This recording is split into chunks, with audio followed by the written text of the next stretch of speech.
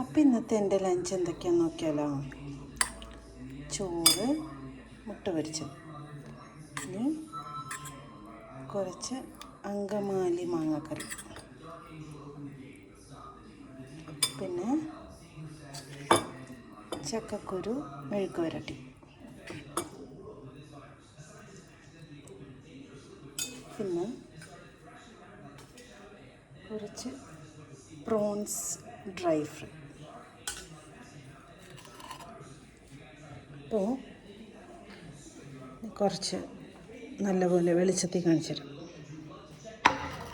അപ്പോൾ ഇതൊക്കെയാണ് എൻ്റെ ഇന്നത്തെ ലഞ്ച്. അപ്പോൾ നമ്മളെപ്പോഴും കഴിക്കുമ്പോൾ പ്ലേറ്റ് ഒരു ബാലൻസ്ഡ് ആക്കണം. കുറച്ച് ചോറ്, പ്രോട്ടീന് വേണ്ടി നമ്മൾ എഗ്ഗും പ്രോൺസും എടുത്തിട്ടുണ്ട്, പിന്നെ ബാക്കി വെജിറ്റബിൾസും. Okay, by.